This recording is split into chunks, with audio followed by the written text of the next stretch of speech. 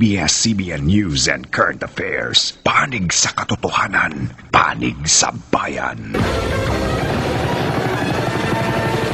Sa ulo ng mga nagbabagang balita, mga labi na mga sundalong namatay sa pagbagsak ng Nomad plane sa Cotabato, dinala na sa Maynila.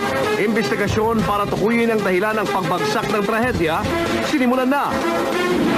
Exclusive, isa sa bawat 10 Pinoy na nasa mga gimikan positibo sa HIV/AIDS base sa pag-aaral.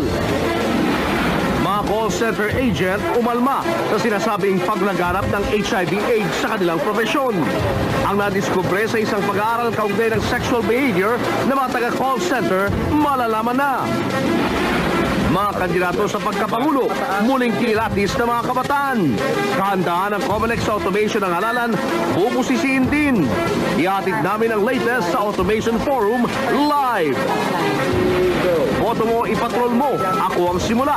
Umarangkada sa Luzon, Visayas at Mindanao. Ang ating mga live report, tutukan. Unang batch ng mga Pinoy na lumikas mula sa Haiti, nakauwi na sa bansa. Ang mga kwento kung paano sila nakaligtas sa pinsala ng lindol, abangan. Lakas ng mga boksingerong Pinoy, muling susubukin ng mga Latino. Manny Pacquiao, pumataw sa unang araw ng sparring.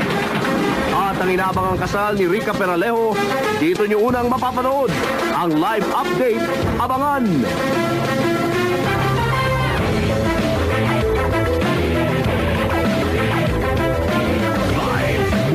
ABS-CBN News Center, Manila. Ito ang TV Patrol World.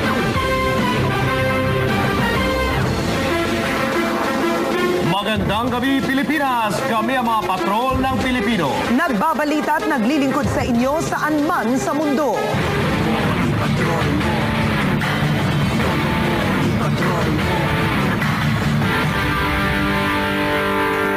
Kapamilya, sisimula na ang pagbabago. 11 araw na lang, opisyal nang magsisimula ang pangangampanya ng mga kandidato sa pagkapangulo, pangalawang pangulo at mga senador. Kaya muling umarangkada ang boto mo, ipatrol mo. Ako ang simula para siguruhing may boto patroller na nakaantabay sa bawat sulok ng bansa. Inilunsad na rin ang bagong website ng boto mo, ipatrol mo para mas madali ninyong maipadala ang inyong mga sumbong. Kasabay niyan ang dalawang forum para maging handa kayo sa araw ng halalan.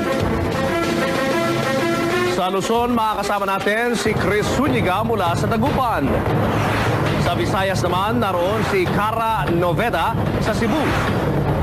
Sa Mindanao, magpapatrol si Michelle Robin sa Davao.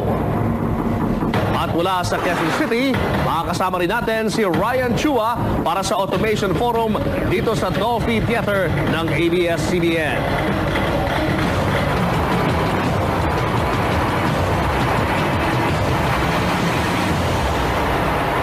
Dumating na kanina sa Villamor Air Base sa Pasay ang mga labi ng mga sundalong namatay sa pagbagsak ng Nomad plane sa Cotabato City kahapon. Pambaba pa lang ng mga kabaong, damang-dama na ang kalungkutan ng mga kaanak at kaibigan.